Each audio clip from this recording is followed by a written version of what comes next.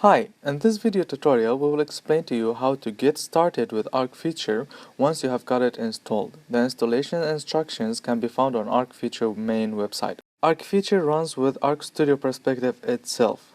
Thus, the first thing we need to do is to open the ArchStudio Perspective. To do so, click on Open Perspective and select ArchStudio Perspective, assuming that you have already installed the ArchStudio successfully. Now we are using ArchStudio Perspective. It has four main views: the outline view, navigator view, the ArchStudio tool set, and the main editor view. To get started with ArchFeature, we first need to create an ordinary Eclipse project. In order to do that, click on the File menu and select New Project. Now select the General Project, click Next, and give your project a name. We will call it My ArchFeature Project. And finally click Finish. Eclipse will create a new project folder in the navigator view, and it has a default .project file that has the default settings of this project. Next, we need to create an architecture description file.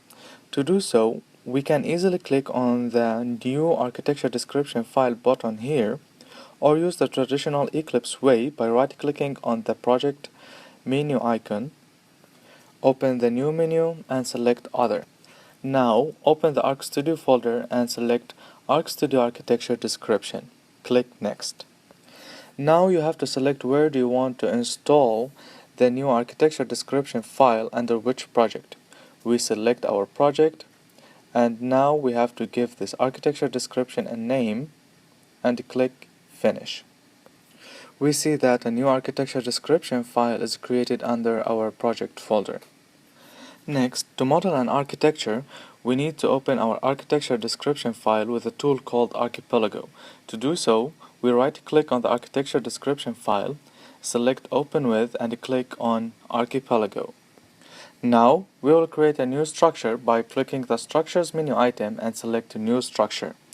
We give the new structure a name by right-clicking the new structure and selecting Edit Description. Next, we double-click this structure to open the graphical editor of Archipelago. Now we can use this graphical editor to draw and model our architecture. The architecture in ArchFeature is modeled using a collection of components, connectors, links, and interfaces to connect between the different components. To create any of these architecture elements, we right-click on an empty space and select the new component, a new connector, or a new link. We will create a new component to explain further functions of ArchFeature. Right-clicking the component will open a drop-down menu where we can edit the description of this component, create a new interfaces, or change the color or properties of this component. Now let's change the description of this component to A and create a new interface. Now let us edit the direction of this interface by right-clicking the interface and select the edit direction and select in, out, or in and out. Let us select out direction. In the same way, we will create another component called B that has an interface with a direction of in. Now we will create a new link to connect between the two components. One click on the link will activate it, and its two ends will be in red color. Drag and drop one of the ends to the interface and wait until it becomes in green color, then release the mouse. Now in the same way, connect the link to the other interface. Using these simple steps, we can model a full product line architecture with an ArchFeature. It's very important to mention here that the main significance of ArchFeature is that it integrates the development of both product line features and product line architecture in a single monolithic architecture. To simply explain this, we created this simple product line architecture of a chatting application.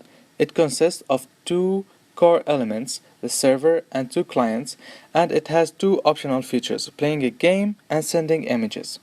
So as we see, both product line architecture core elements and the product line features are developed together in the same architecture. And to enable this, we equipped our tool with the features capability.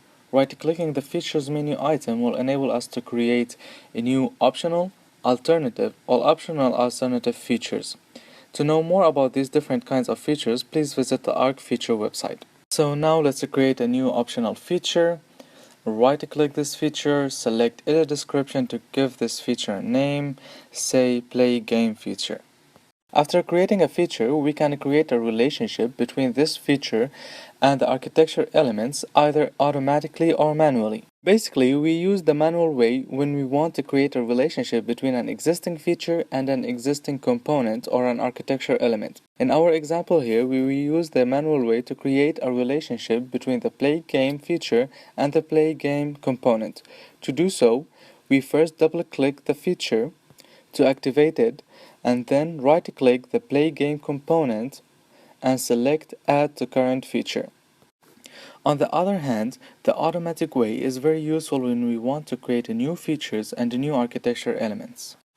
To use the automatic way, we first have to create a new feature. Let's create a new optional feature that will allow us to chat with a robot, for example. And now we double-click this feature to activate it. After this point, any changes made to the architecture will be automatically recorded and related to this current feature. And now let's create an architecture component that will hold the actual implementation of chatting with a robot, and further create an interface for this component to connect it to both clients of the chatting application. Now all of the architecture changes that we have made here will be automatically recorded and linked to the chatting with the robot feature that we just created. Now, in the same way, we created a new alternative feature that will allow the users of this chatting application to save history. This alternative feature has two variants, either saving the chatting history as a plain text or saving the chatting history as a multimedia. So now we have created different types of features and related them to architecture elements. And because our example is simple, it's very easy to remember which feature is related to which component. But what if we have a very big product line architecture? How can we remember which feature is related to which element? ArchFeature solves this issue by visualizing these relationships. Simply, if you double-click any feature, the corresponding architecture element will be highlighted in a specific color. As we see here, double-clicking the feature will highlight the corresponding elements.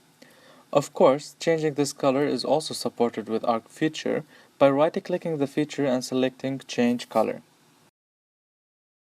If we remove the Playing Game feature from the feature list, we see that the corresponding architecture elements will be automatically removed from the architecture. Moreover, if we want to terminate the relationship between an architecture element and a feature, we first have to double-click the feature to activate it, then right-click the architecture component and select Remove from Current Feature. This will result in removing the relationship between this architecture component and the corresponding feature. Finally, we would like to present a very important and interesting tool of ArchFeature called Selector. This tool is very important to create and derive a new architecture instances based on the product line architecture features that we have. To use this tool, right-click the architecture description file that we have, open with, and select Selector Tool. The Selector Tool will automatically list all of the product line features with their description and values. This enables the user to create a new architecture instances by configuring what features to include or exclude and to select different variants of alternative features. After that, the user have to click Run and select in which project to include the new architecture description file and then give the file a name and click OK. We will see that a new architecture description file is created under the project that we selected. This architecture file has only the features of the product line we selected. For more information about ArchFeature and its functions, please visit ArchFeature main website.